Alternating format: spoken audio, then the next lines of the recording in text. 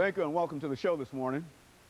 The topic this morning is a profile on the governor of Abia State, Nigeria, Governor OKalu1. And of course, Governor OKalu1 will give us some information in reference to his background, his education, and some of the things that were important, and eventually leading him to the governorship of Abia State in Nigeria. Governor OKalu1, let me welcome you to the show this morning. Thank you so much. And to tell you how delighted we are to have you as our guest this morning, and to let you know that the people of Nashville, Tennessee, are willing and ready to cooperate with you. I'm certain that you've already had excellent cooperation, and that what we'd like to do today is to find out exactly what you've been doing while you've been here and some of your expectations and et cetera.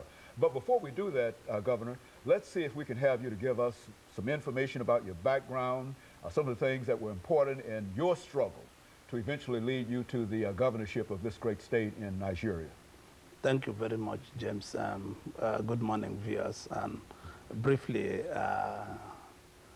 I went to school in Christ the King School, Abia, from primary school, and I briefly went to a college called Abia High School, and came back to Government College, Umahia, where I obtained my school certificate, and I went back to a university called University of Maiduguri on the 4th year. While I was the student union leader, and there was a breakdown on order where I was the leader, and I asked the Congress not to be involved in doing a riot in the campus, and the Congress overruled me as a student union president, then outgoing president, about 8 weeks to graduate. And I left that university, and I came back to our own state university later in my life to have a bachelor's degree in political science. And I spent in AMP 153 in 1997 in Harvard Graduate School and in Massachusetts. And I've attended a lot of courses put on by USAID, International Center for Education in Washington, and etc. So precisely in 1992, I was elected the governor, the member of Congress in Nigerian Congress in 1992, and in 1999, I was elected governor of Abia State on the first instance, and in 2003, I was re-elected by the people in 2003, and now, having completed my 2 terms, I'm like a doggy boy asking what do I do with my life. So the next shot should be the presidency of Nigeria. Very good. That is where I would like to be.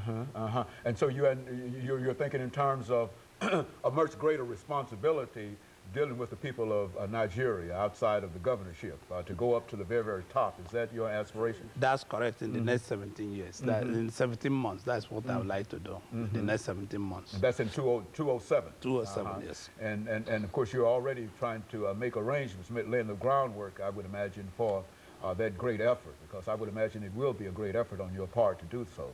Yes, I have started the lead work, far consultation, near consultation, trying to reach out to people and seeing what we can do. So it's going to be a great and sincere effort on what we're going to do.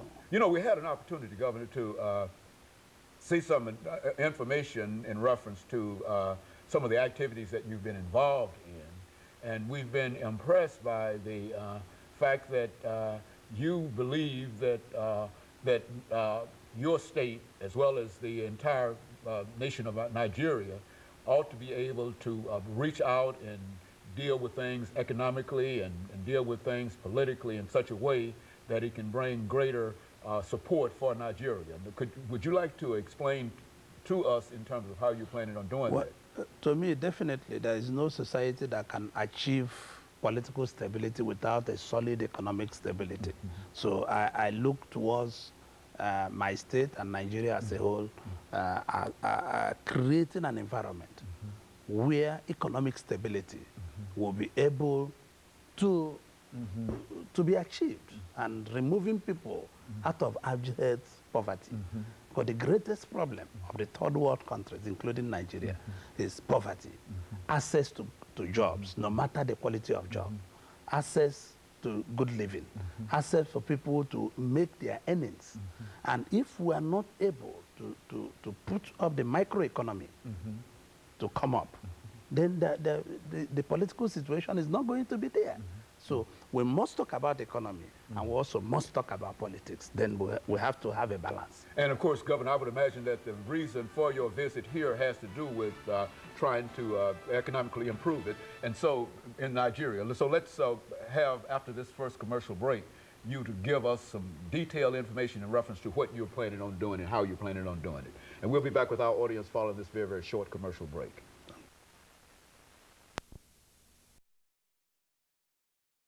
We're talking to the